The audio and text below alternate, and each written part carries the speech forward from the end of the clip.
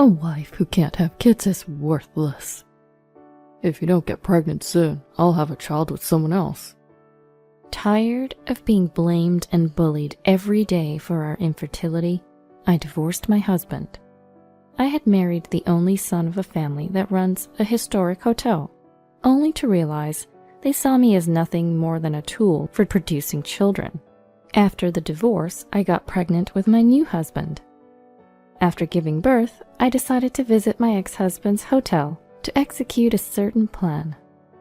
My name is Zena, and I'm turning 35 this year. I married Tony, who's the same age as me, 3 years ago. We met at the hotel where I worked. His family owns a hotel in a tourist area, and he came to my hotel for a 1-year training program to learn a high level of hospitality.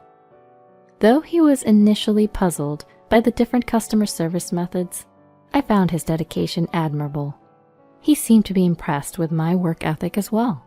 We got along well, partly because we were the same age, and eventually became a couple after he asked me out. When his training ended and he was about to return to his hometown, he proposed, saying, "I don't want to be apart. Will you come with me?" He had been divorced before, so my parents objected, but we managed to persuade them and got married. His family runs a well-known historic hotel in the area. Currently, his father was the manager, his mother the assistant manager, and his sister a concierge. My husband was in a sort of managerial training position. I thought I would help out at the family hotel after marriage, but his mother told me, "Zena, just be a housewife and give us grandchildren as soon as possible." Apparently, the issue of who would inherit the hotel was a contentious one. The family was divided into 2 factions, one supporting his sister and the other supporting my husband. His sister already had a daughter in middle school, so her faction had the upper hand. His mother, who favored him, was not pleased. "If Tony has a child, everyone's opinion will change, so have a child as soon as possible," she would always say to me. But a year passed, and we still didn't have a child. My husband, who initially said, "We're not getting any younger, so it would be great to have a child soon," started blaming me, saying, "Hurry up, or my sister will become the heir. Why can't you get pregnant?" Of course, his mother would also berate me almost daily, saying, "Why haven't you had a child after a year? What do you think we made you a housewife for?" I was starting to resent being treated like a tool for my husband to become the heir by both him and his mother. One day his mother suggested, "Why don't you go get tested, Zena?" I had been wondering if either of us had a problem since we hadn't conceived after nearly 2 years of marriage, so I agreed. "I'll check with Tony and we'll go together," I said. She retorted, "What? You're saying Tony might have a problem? It's your fault we don't have grandchildren." I was angry at her for assuming the problem was solely mine, but I thought if it turned out I was fine, she would encourage him to get tested too. Reputation seemed to be crucial in the hotel business, as even a small rumor could affect it. "We can't have rumors that the wife of our hotel's heir is infertile," she said. So I had to go to a big hospital in the city. It was quite a distance, so even though I left in the morning, I didn't get back until after 6 o'clock. As soon as I got home, my mother-in-law called. The timing was as if she had been watching me.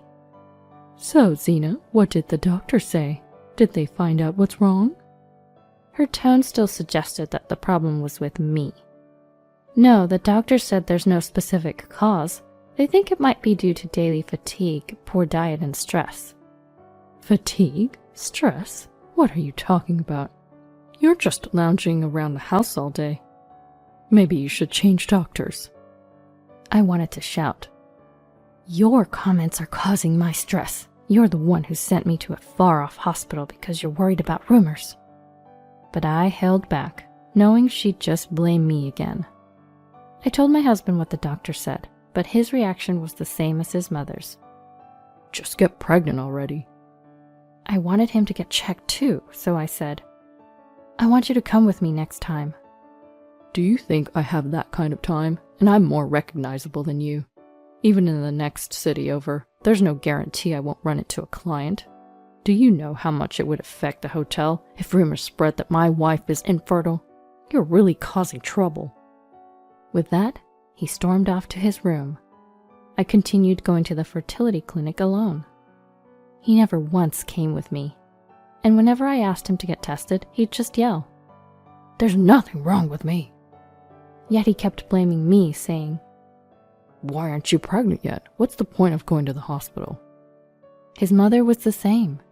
Then one day, as I was on my way to the clinic, I saw my husband at a cafe near the clinic. I thought I was mistaken, but it was definitely him. I was about to walk over, happy that he might be willing to go to the clinic with me, when a woman joined him.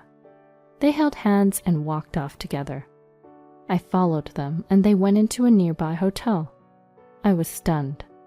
I couldn't bring myself to go to the clinic that day, and went straight home. The image of my husband with that woman wouldn't leave my mind. In the evening, as usual, my mother-in-law called. I didn't feel like answering, but she kept calling. Finally, I picked up and she yelled, "Why aren't you answering the phone?"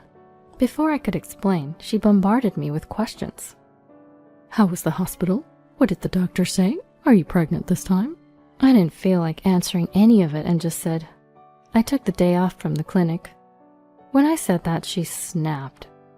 "You're infertile and you're not even going to the hospital? You're negligent. Come to our home after 10 o'clock tonight when things have settled down." The last thing I wanted was to go to her home, especially today. I didn't want to talk to her more than usual. And more than that, I didn't want to see my husband's face. But then I thought this could be an opportunity. I could tell my in-laws what I saw today, ask them to tell my husband to stop cheating, and to be more proactive about fertility treatment. But things didn't go as planned. When I went to my in-laws' place, both parents and my sister-in-law and her husband were there. "Why didn't you go to your appointment, Zena?" On my way to the clinic, I saw Tony with another woman, going into a hotel.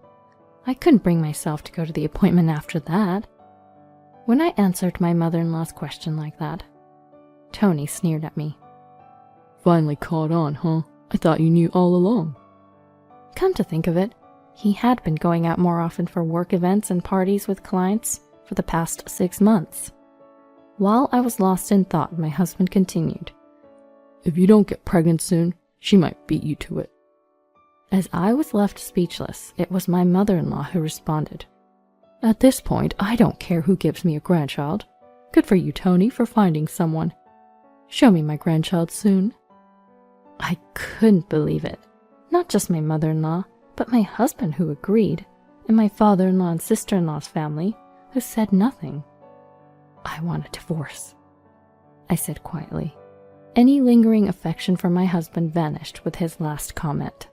Instead of trying to stop me, he mocked, "How will an infertile housewife like you survive? No one will take you." "But Tony, that's great. Your infertile wife is leaving on her own. It's a good thing you got caught cheating." My mother-in-law seemed delighted. And so I divorced my husband, Tony. The divorce was bad for the hotel's reputation, so my mother-in-law, who had always told me to hide my infertility, suddenly started talking openly about it. She went around telling people, "It's not good for the hotel to have an infertile wife, so we had her leave." As if I was entirely to blame, trying to justify Tony's divorce. 2 years after my divorce, I remarried. I had told my current husband that I might be infertile, but he's a very warm person who accepted me. And I got pregnant with our child. I couldn't believe it, and I went to 3 different OBGYNs, but they all confirmed that I was pregnant. I remember celebrating with my husband until morning. We shared our joy, cried, laughed, and then realized we shouldn't be up so late for the baby's sake. During the pregnancy, I took extra care with my diet and exercise to minimize risks due to my age. When our son was born, I was so moved that I forgot all the pain and struggles I had been through. I was grateful to my current husband for giving me the joy of holding a child. Meanwhile, I had been nurturing a plan since my pregnancy. After our son's 6-month checkup, I decided to execute it. Yes, I decided to visit Tony's hotel with my current husband and son. I wondered how many people would remember me in Tony's hometown, but it seemed like more people did than I thought, as some people were glancing at us. When we arrived at the hotel, the assistant manager, my former mother-in-law, greeted us along with the staff. Since my last name had changed after my marriage, no one seemed to realize at the time of booking. "Welcome, thank you for coming all this way, right this way," she said, and the look on her face when she finally looked up and saw me was unforgettable. Her face was a mix of surprise and regret, not a good look for the assistant manager of a historic hotel. Still, she had no choice but to put on a fake smile and instructed the staff to show us to our room.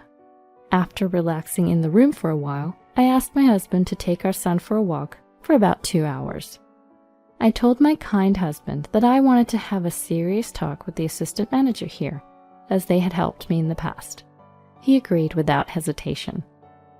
After they left, I asked the staff to call the assistant manager and Tony, who had been promoted from a trainee manager to the same position as my ex-mother-in-law.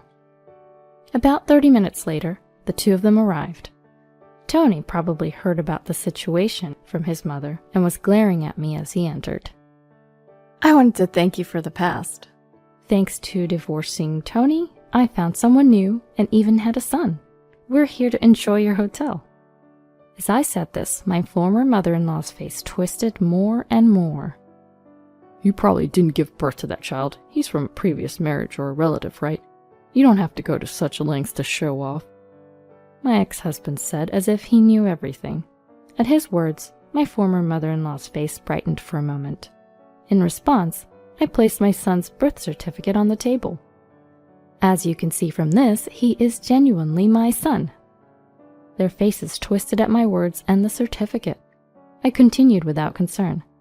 "I just wanted to let you know that I had a son since both of you were so worried about my infertility. Turns out I'm not infertile," I said sarcastically. My former mother-in-law looked at Tony nervously and muttered, "Is that so?" Unable to withstand her gaze, Tony abruptly stood up and left the room. The remaining former mother-in-law also staggered to her feet and mumbled, "Please enjoy your stay," before leaving. It was a completely spiritless appearance, unbecoming of an assistant manager of a historic hotel. I felt satisfied and didn't call them again, but deliberately wandered around the hotel with my husband and son. Some of the staff and guests seemed to remember me and looked at Tony and my former mother-in-law. I was very satisfied. My plan was a huge success. In the hotel business, reputation is everything. Even a small rumor can be a death sentence in this industry. In that area, hotels are packed close together, so one hotel's bad reputation is another hotel's gain. In other words, people eagerly spread bad news about competing hotels. When my ex-mother-in-law found out Tony and I were divorcing, she spread the rumor that I couldn't have kids and that's why we're divorcing to save face. But 2 years later, when I visited the hotel, I had a husband and a son. This made people around us wonder if maybe, just maybe, that rumor wasn't true. And let me tell you, the new rumor spread like wildfire. At the time, Tony was planning to remarry the daughter of a famous hotel owner, and there were talks of a partnership between the hotels. But the rumor reached the ears of that hotel owner, and both the remarriage and partnership deals fell through. Tony's family, who had been renovating parts of the hotel in anticipation of the partnership, now faced financial difficulties. Soon enough, the financial difficulties became another damaging rumor, and their once prestigious hotel was now labeled as a hotel that's only old, with no money or quality to speak of. Most of the staff quit, and even my ex-sister-in-law left her family's failing business to help her husband's company. Now it seems Tony and his parents are struggling to keep the hotel afloat, unable to manage everything. As a result, the number of guests have dwindled, and the business has worsened.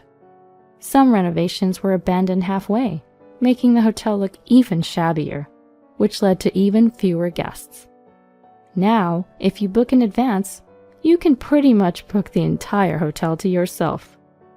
As for me, I'm living happily with my loving husband and adorable son. We're expecting our second child next spring, and I'm enjoying my time as a homemaker, preparing for our new addition. I plan to continue cherishing my wonderful family.